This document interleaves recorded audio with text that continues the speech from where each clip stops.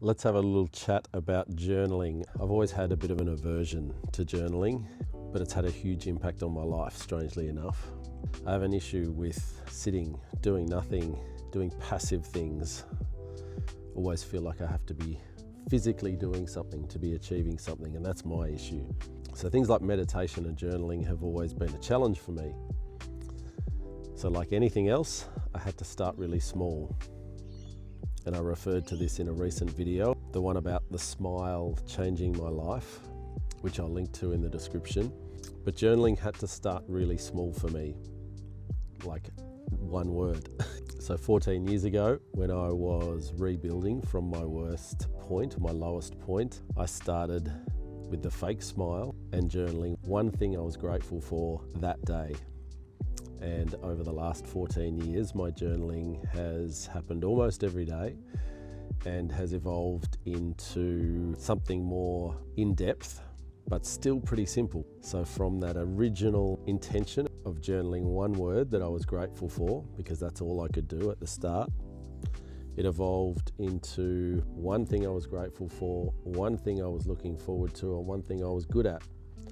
And these days, my journaling hasn't evolved that much. It's a little more complex. 3 things I'm grateful for, 3 things I'm looking forward to that day, still one thing that I'm good at, and then a reflection. Might be a sentence, might be a paragraph, and on my worst days it's one word. But what I do have is a history of journaling, and I will often refer back to the 14 years of journals that I've collected over the years. And it's extremely useful to dive back into certain times of year and certain phases of life and reflect on those and learn from those. Journaling has a part to play for a lot of people, a lot of clients that I coach, but often people don't know where to start.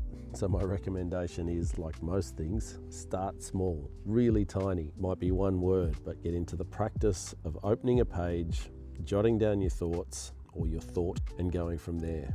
It doesn't have to be legible. It doesn't have to be read by anyone else. It certainly doesn't have to be presented in any way. So keep it simple and see if journaling might be a part of the way that you can rebuild your life from the ground up. And if you want some support with that, that's exactly what we do in our group, Rebuild with Tully. We talk about things exactly like I have in these recent days: motivation, mindset, goal setting, and doing the work. So whether it's journaling or exercise or eating well or going to bed on time, all those things are what we unpack in our online community, Rebuild with Tully. So if you're thinking of joining, check out the link in the description. We would love to see you in there. See you tomorrow for day 28, nearly done for June.